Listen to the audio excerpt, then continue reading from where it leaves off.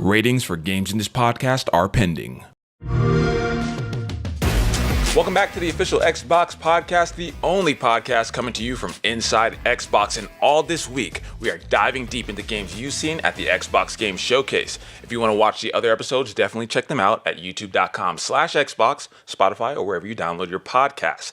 And I have a very special guest co-host, I should say, with me today. The fans love her, the viewers love her. It's Tina Meany. Tina, hello. How are you? I'm doing great. So excited for this kickoff of a really incredible week that you are hosting for us. You know, so thank you. I'm cracking my knuckles. I'm getting ready. This is going to be a tough one, but I'm so excited. Like a fun one. Exactly. To your point, though, like this is going to be an exciting week. We just came off of the game showcase, and now we're going to learn a little bit more about games, but we have a special guest with us today. We do, an even more special guest, and one of my personal faves. It's Carrie Patel, game director on Avowed. Welcome back, Carrie. Thank you so much. It's great to be here. Yeah. Oh, man, you have been to the studio several times now. Yeah, It is exactly. such a treat that you spend so much time out here with us. We had you on Extended Showcase last year. We did an interview. This was after, one of the very first forays into Avowed, so that was very exciting. And then we actually had you on this podcast with a slightly different visual design. Yeah, the cheese set is gone. The cheese couch is gone. Yeah. Yes, exactly. Jeff is very happy about that. Yeah. We got some podcast mics now, which I'm very excited Very professional. about. Very Yes. But yes, you were here to go deeper into some extended gameplay following Developer Direct, which was earlier this year. Incredible show, incredible viewing from the team, and it was so fun to get this deeper dive. So now we get to do that again, but following Showcase. So man, you are spoiling us in the audience. That's right. It's great to be here, and I'm definitely excited to show off what the team has been working on and excited to take a deeper dive into story today. Ooh, well, let's talk Love about that. So as Tina mentioned, after the Developer Direct, we had you on the podcast, and I just got to make a call back. Like, that was received so well. Like, it was just great watching the comments and everyone this makes me want to play the game. And so kudos to you and the team. I'm curious from your perspective and the team's perspective, since then, what's been going on? Like, I'm sure as you get closer to the release date, a lot of things are coming into play. So tell us a bit about that time. Yeah, it's a really exciting part of the development process because you've got so much that's so far along, your content, your gameplay, your systems, and you're really just, investing those final touches, that final layer of polish, like pushing everything to be as good as it possibly can, trying to make smart decisions, not crazy ones. But yeah, it was great to see the reception after Developer Direct. One of the things that I know folks called out that we spent a lot of additional time on was refining that sense of hitting, which we're going to see some of in our footage today. So yeah, it's really just taking everything that's almost there and pushing it over the finish line and really getting to turn this into the game that we all on the team want to play as well. Yeah, and I just want to build off of that a little bit because we were talking about you before you all came. We were talking behind your back, but in a good Only way. good things. But I feel like, to your point, Obsidian has this je ne sais quoi, this, to use my little French that I know very little of. It was that one statement. That was it. Yeah, that's really all I know. But no, it's like this something special that you all have where not only do you have the community aspect who love games, Grounded, Pentiment, all these great games, but also just the team, like the cohesiveness. I got to visit the studio a little bit late last year, and just walking through the office, it was very evident why your games always come together and are just so great. It's just because you have that cohesive unit. So it's great that time that you spent since then has been used just polishing the game, like you said, and making it awesome. So I'm excited to play a little bit later. Oh yeah, me too. But before we jump into the deeper dive gameplay, do you want to just set up for us both what Avowed is, just in case anyone out there doesn't know, but also what we just saw at the Xbox Game Showcase with the new trailer? Sure. So Avowed is an upcoming fantasy action RPG. For players who are familiar with the Pillars of Eternity games, this takes place in the same universe, but it is not a sequel. The style of gameplay is obviously very different. The cast of characters is mostly different, but we'll get to that. But yeah, it's basically just bringing our players to the world of Aora with a really immersive, action-forward, really fun, fresh take on the Pillars world. And from the trailer we just saw now, we've met a few of our key characters. So part of what we wanted to do with this trailer is really set up for the player the world you're stepping into and the role you're stepping into, and also the choice that's in front of you for how you want to inhabit and live out that role in the game. So the very first voice that we hear from at the beginning of the trailer is the Emperor of Adir, your boss, essentially. He's sending you to the Living Lands to get to the bottom of this soul plague called the Dream Scourge, find out what's causing it, and find a way to stop it. The next person we hear from is Inquisitor Ludwig, who I'm very excited to have playing such a big part in Avowed. Players from Deadfire might remember her as a side character in one of our very interesting side quests, but in Avowed, she's pretty central. And her whole belief is that the Dream Scourge is really just symptomatic of larger problems, a larger sense of chaos and disunity and destructiveness at the heart of the living lands. And in the world of Pillars of Eternity, souls and essence, which is the stuff of souls, it manifests physically. And so she might be onto something. And then the very last person we hear from is Giada, who's one of the companions that we'll meet in our journey. And she's taking a different perspective. She's saying this chaos is part of who we are. It's part of what makes the living lands special. Don't try to tame it. Don't try to end it. Embrace it and cherish it and kind of nurture and tend to it. So again, what that really sets up for the player is this is a big world. It's got adventure and danger, and it's also got a lot of choices to make. And it's going to be up to you to decide, what it means to be the envoy of Adir in the living lands and what it means to set things right in this place. Yeah, so to your point, that kind of like obsidian formula, 100%. that player choice and some of that moral intrigue too, like what decisions are you going to make in a moment by moment? Yeah, and I think that's what players, as you said, like that's what players really want. Like they want to feel like they have some agency. They are going to be able to interpret the story that you all build and kind of act on that. And so, but let's get into the gameplay, because just like a little bit after Developer Direct, you've brought some new gameplay for us to watch. And so let's check some of this out. Tell us a bit about what we're seeing here. So we're going to start out in Emerald Stair, which is one of the regions you'll get to explore over the course of the game. We're not too far along, but we have here a lovely nighttime scene. I think this region in particular looks fantastic at night. Very stunning. Yeah, thank you. And here we have some sporlings attacking Yahtzee, who is going to be one of our other companions. And you were charging up like your bow and arrow there, and then you're also kind of trying to slice your way through what looks like some very thick top-heavy swirling armor here. And you're right, we are struggling a little bit. Yeah, they're giving you a run for your money here. Yeah. We'll fix that. So part of the problem is we've just transitioned out of an earlier region, and so we haven't upgraded our gear yet. So if we look like we're struggling against these little mushroom guys, it's because we haven't upgraded our weapons so that they're really up to par with the enemies we're going to face here. So there's a lot of hacking and whacking, but we'll fix that in short order. Oh, fantastic. People, I was about to lose my wits. You wouldn't happen to have a ladder on hand, would you? So this is still fairly early into the game, too, the setting of Emerald Stair. Yeah. Nice. And then we have Yahtzee. Yeah, she's a wizard. She's very fun. She's a little risque in a way that I think makes her a lot of fun to talk to. She's got some very good banters with the other companions. But yeah, she's just a little lightning ball of a lot of personality. And you see the options here, by the way. Also, one of the great things about your game is, of course, dialogue options. Tell us a little bit about how that's playing here. So you noticed with a couple of those that we had a little symbol at the front of those options. So as this is an Obsidian game, some of the options available to you are dictated by choices you make at character creation, choices you make as you level up your character. So some of them are tied to specific attributes. Some of them are tied to specific backgrounds that you choose at the beginning of the game. And a lot of those will really, in different cases, either add some different flavor or personality or possibly a different outcome to that conversation.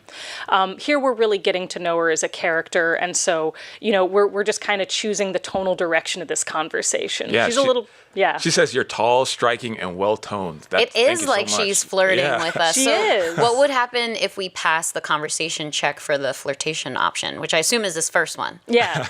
Well, you'll have to see in a bit, but yeah, if you flirt with Yahtzee, she will flirt back. She seems like a flirtatious type. If you keep encouraging her, she's going to climb you. Careful, darling. I already have a lover. A good one. Skilled with his hands. He always carries a ladder. She rebuked me. Oh, no. Well, you know what? Maybe we keep trying. But Dialogue no. check. Yeah. Yeah. But no, like visually speaking, like I think this is the first time you all are also showing like gameplay at night, right? Yeah, so we do have a dynamic time of day, and okay. our I didn't think I knew environments. that. Yeah, nice. Yeah, have some very lovely looks at different times of day. We've definitely shown a lot of daytime footage. We've shown some golden hour footage, but again, Emerald Stair looks really stunning at night. Yeah. It's very colorful, very lush. We've got all the fungi, and then one thing we're going to see as we come over the hill here is all of this equipment that the animancers of the town of Fior have made. And so, animancy in the world of Pillars of Eternity play is basically soul science. It's about studying and manipulating the essence that makes up souls and the essence that is ambient in the ether. Quite controversial in the world. Yes, it is, which is something we get into in this region. But yeah, so this is a little enclave of animancers who are kind of free to study, outside of the the watchful eye of any larger authority here in the Living Lands. But yeah, what it means aesthetically is they have this really lovely equipment with this wonderful purple glow that just looks great at this time of evening. Yeah, 100%. And so they are also impacted by the dream scourge as well. They are, yes. Mm-hmm. They've discovered something wrong in the ether, and you're coming here to sort of see what the animancers have figured out. All right, and now I'm looking at this. It looks like we're heading into the party camp. Can you tell us a little bit about what this area is and its significance for the player? Yeah, so party camp is one of my favorite spaces in the game. It's both your narrative hub and also your upgrade hub. We can see here, I'll just call out. Third person, yeah. Yes, we do have third person. A lot of the footage we're going to see today is in first person, but we do have a third person option for players who prefer it. But yeah, in party camp, that's where you'll get to know your companions better. You can kind of get to know their backstories and sort of, get to know them better as individuals. You can also hear them getting to know one another through their banters at camp, which is always super fun to eavesdrop on. And it's also where we can upgrade our gear. So we've got our party stash where we can stow a lot of extra equipment. We've got our upgrade screens. And here's where we're taking some of our older gear that we picked up in the previous region, and we're going to upgrade it so that we're better equipped to fight the enemies here. Yeah, sporlings. Yeah, exactly. We're coming back. Oh, yeah. We're going to be way better. But I want to touch back on what you said around the banter around with your companions. I've always found that, like, in those kind of camp areas in games just in general, like, that's where I love. Yeah. And I love that you all are including banter between the other companions, because that makes it feel more alive. Like, you're just listening to the banter. But is there conflict between some of the companions? They have different dynamics. takes on the dream scourge and like what you should do with it. Exactly. Yeah. So what can we expect to hear when we're listening, eavesdropping in on the banter? So you'll hear a lot of different things. One thing we really wanted to create with Party Camp was this sense that, you're adventuring and exploring together through this big wilderness, all of these different landscapes. And Party Camp is this quiet space where you can all kind of huddle together, share a moment of respite. And, the pace and the tone of everything is a lot slower and quieter. So some of the banter is going to be kind of quirky and fun as these characters get to know each other and kind of dig into their different personalities, their different eccentricities. Some of it's going to be a little more somber as they, kind of reflect on different events that y'all have seen, different things y'all have gone through together. And then, yes, as you get to harder decisions in the game, there are going to be moments of conflict where they disagree on what the right course forward is, or they disagree on maybe actions that you've taken up to this point, and they're kind of hashing it out with one another. So it's really just where these characters get to come to life a lot more. So you're going to be judged the whole time. Good. No, because I'm a controversial king. We're going to be picking some controversial decisions, so I love to see that. I love that kind of banter too, because I know in my heart the decisions I want to make, but absolutely the more connected I get to certain companions or characters, they can totally influence by their judgment, their cruel judgment. Yeah, so I'll sometimes, start to actually take that into account. I love the party camp moments, sitting by a campfire, and certainly getting stronger. Yeah. Which my understanding is we're picking up some, not just upgrading some of our weapons, but also picking up some new skills, which you can do in this party camp kind of downtime too. Yeah, so you can upgrade your skills and abilities anywhere as you level up throughout the course of the game.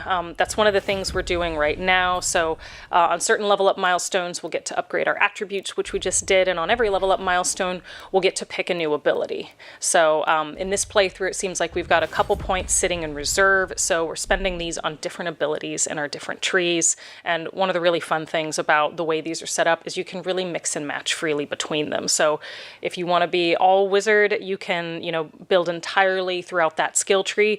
If you want to mix and match, make a battle mage, or make, someone who can be a little stealthy in certain moments and a little more aggressive in others, you have a lot of freedom to do that. Sounds like me. I like that one. I'll take that one. Yeah. So we've seen a lot of Tanglefoot in previous trailers, and I think we just unlocked Fan of Flames, which will help us get through these brambles, right? So we're not only stronger, but now we can actually progress in the environment in Emerald Stair with a little bit more skills at our hands. Yeah, we wanted to try to, as much as possible, give the different abilities that players can pick up.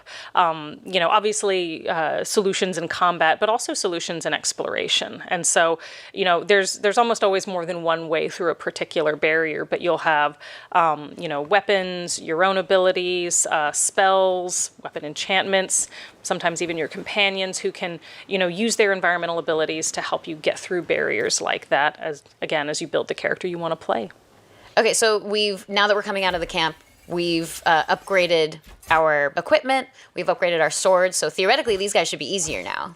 Yes, and you'll notice it's taking fewer hits to bring him down. Yep, they Get go outta here. flying. Oh, look at him, he barely stood a chance. Yes, we've got some nice blood effects as we're slicing through them. Yeah, so is that like new animation as well? New sound effects and animation as you're kind of upgrading your swords and other items? Yeah, we want to make sure that players are getting clear feedback as to when their gear is effective and when maybe they need to go back to camp. So it looks, it feels, it sounds different when you're playing with appropriately leveled gear. And this guy's a little different looking. What's his deal? Little spikes. So this is a caster. So, all of our enemy families will have different unit types among them. And we've seen a lot of these little melee spoilings who just run at us. And it's very cute, actually. It's one of our favorite little animations on the team. But you also have these caster units that can obviously attack you from a distance, do quite a bit more damage. And we have a few other unit types who we haven't met yet, but we're going to try to take this guy out because he's a little more dangerous than the small guys. Yeah, taking a few more hits than them. So when you build up enough stun on an enemy, you can kind of queue up an attack like that does a lot of extra damage and will also, if it doesn't take them out outright, it'll at least give you some distance from them. So those are great to get if you can. Nice, and a little bit more traversal here, which I love to see. Adds that verticality that we love, that allows players to, I guess, discover new things in the game and maybe some hidden things. Exactly. Yeah, it's a very fun mechanic to be able to build content around because, like you said, you can really reward your curious players by hiding a lot of secrets, a lot of fun, a lot of storytelling and nooks and crannies throughout the levels. And we did just pick up that godless vase, so we've got our item that Yatzli's been asking us for. Yes. So can you remind us too, as we're looks like we're approaching her now, actually. So what we're kind of exchanging here. Yeah, so Yatzli is a scholar of the godless, and the godless are the ancient people who used to inhabit the living lands. They have been gone for many, many, many, many years, but we see their ruins throughout the different regions of the living lands. So Yatzli studies them. They are called the godless because they are not recognized as worshipping in their art any of the gods of Aora that people know of. So she wanted this artifact as, part of her studies. So even without a ladder, we were able to fetch it for her. Oh, and we just saw a quick flash of ourselves, actually. And we are, actually, if you could explain too, because we are godlike. Yes. We are almost the opposite of Yatzli in that way. Yes. So what does that mean in the world of like the universe in general and why we look the way that we look here? Sure. So in the world of Pillars of Eternity, a godlike is a member of any Kith species whose soul has been touched in some way by one of the gods. You can play as a godlike in Pillars 1 or Deadfire. In Avowed, you are definitely a godlike. And being a godlike will manifest in a number of different ways, but one of them is you usually have a unique physical appearance that manifests in some way on your face and or head. Now with Avowed, you can choose exactly what that manifestation looks like. This lichen-like growth is one of your options, but you will have some that are a lot bigger and more dramatic, and you'll also have some that are a lot subtler. But either way, you have a connection to one of the gods. The thing that's unique about you is you don't know which one. And most godlikes of Aora, it's very well known, which god they share a lineage with. For you, it is a mystery, and that's one of the things you'll get to explore in your journey through Avowed. Yeah, and I love the customization because I think just generally speaking, people love to customize the character they want. So maybe, again, like you go a little bit more obvious here, or maybe you go a little subtle. Mm-hmm. Are we going to see like players or not players, but like other people in the world like reacting to sort of your godlike appearance? You will, because it is very unique, and there aren't many godlikes left in the world of Aora. So you're doubly unique in this case. Oh, nice. Oh. I'm going to be showing it off and be like, yeah I'm a godlike. All right. So treat me as such. Well, so some people think that's very cool. Some people think it's very spooky. So, different cultures and individuals have different ways of relating to godlikes. So you'll get a number of reactions. And that's the thing, is that godlikes are quite rare. So they are kind of intrigued by it when they see you and they recognize that you are different. Correct. Yes. Yeah. Now Yatsui is sending us somewhere else, right? So we've gotten her vase. She's going to return to her studies. She will join our party at some point, but not right away. Okay. Yeah. So this is a quest that takes place along the Crit Path and Emerald Stair. So you can tell we're still in the same overall region. So we're working with one of the animancers in the town of Fior, and he's going to help us He's going to try to help us diagnose what's going on with the living lands. But in order to do that, he needs the heart of an Odragon. And an Odragon is essentially a nymph with sort of the skin and appearance of Audra, and he needs the heart for the essence that it contains. So he's sent us into this glade to go retrieve this heart.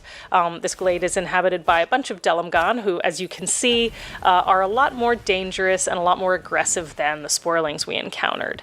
Delamgon in the World of Pillars are fairly territorial, so we're kind of bringing this on ourselves. He did warn us that they wouldn't take kindly to us just marching through their territory, and we might have an easier time of it if we can avoid conflict, but conflict's also fun, so in this case, we're just, swinging our sword and going on in. And you're right about them being a little bit harder to take down. We are definitely having to utilize everything in our arsenal here to take them down. Yes. And you're seeing a few different unit types here. We've also got casters. These have some very long kind of whippy arms that they can get us at a medium distance with, and a little area of effect attack. But they do eventually go down. But like you said, it takes more work. Yeah. Now we're approaching what I'm assuming is a very special character. Can you tell us a little bit about? Yeah, so this is the Delamgon Queen. She has the Odragon heart, and I'm sure she'll be super cool with how we just mowed through her followers. What could go wrong? We had to do what we had to do, right? Yeah, but hopefully She's queen of no one now. That's right. We'll take everyone out, right? Oh, let's see what she says. But wait, no. Yep, she can sense what we've done, and she's not happy about it. So many of my kin are dead by your hand.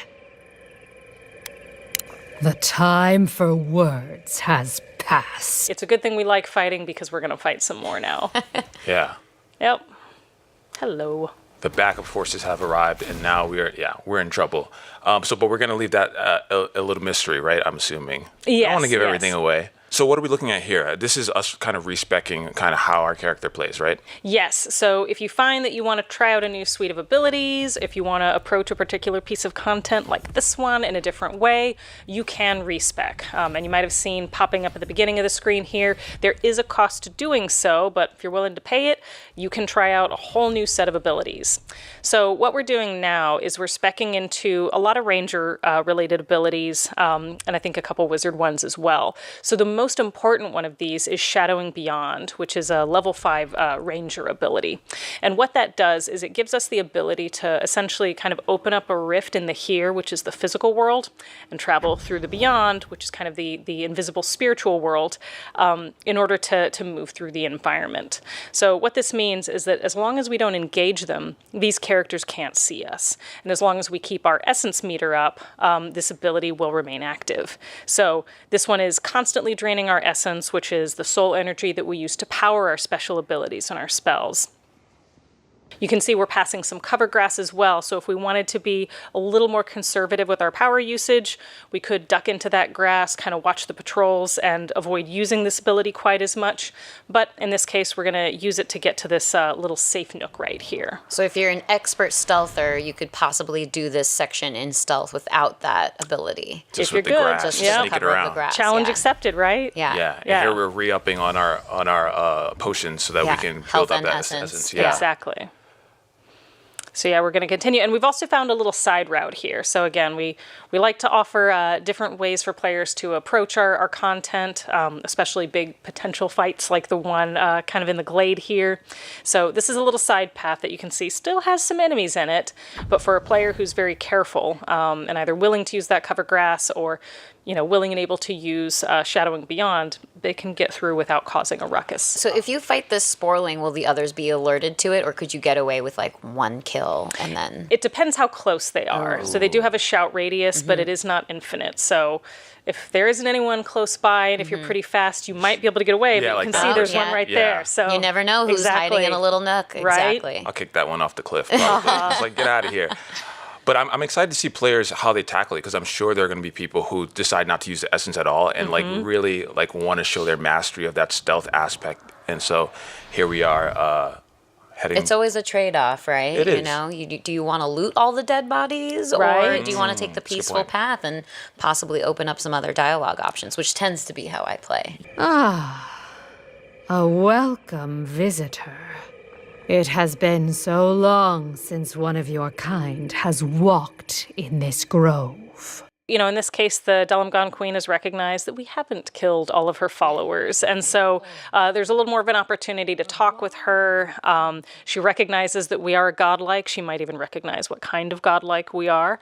But yeah, in this case, she will give us the heart willingly, and she'll allow us to leave the glade peacefully, because we chose. And she's quite an ancient being, so there's a lot that she knows. You mentioned that, you know, she might even know where we come from. She might, yeah. Of course, the thing is, you know, Dalamgan they're like you said, they're very ancient. They're not really part of Kith society, so it's hard to get too many straight answers out of them sometimes. There was some vagaries in there, but enough Yeah. to kind of pique our interest.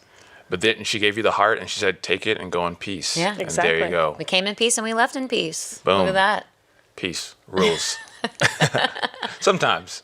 Well, I think that's all the gameplay that you and the team brought out here today. Thank you again so much. It's been so insightful and such a fun opportunity to walk through it all step by step with you. Yeah, I mean, like we talked about it a little bit after the developer direct, but like the trailers that you all make are always so great. But then getting to like talk to you and see what the team has built and deliver especially for the Xbox podcast is always great to see, and dive deeper into those details, dialogue options, how you tackle a game. Like all those things are so important for us to see, like how we're going to be playing the game Yeah, when it releases. so much detail and intricacies. But Yeah. is there anything else that you want to leave the audience off with before we sign off on this episode? Well, really excited for players to experience this game for themselves. Again, the team's been working really hard to just really put the rest of the experience together, get it all polished, get it across the finish line, and we're all really stoked to see how players fill that player-shaped hole at the middle of our game, and what kind of role they choose for their envoy, and how they choose to solve the conundrums in the Living Lands. Us too. I know. Cannot wait. Carrie, thank you so much for stopping by. Please give the team our best, and excited to see the game a little bit later on. And with that, that wraps up today's Avowed episode of the official Xbox podcast. But of course, we've got a lot of others, very special episodes for you to check out later this week. Here's the schedule, and we're looking forward to welcoming more guests and developers from around Xbox. So make sure to join us back here tomorrow. And in the meantime, check out anything you may have missed on youtube.com/Xbox and on podcast services by searching for Xbox Podcast. Thank you so much, and we'll see you tomorrow. Thanks all.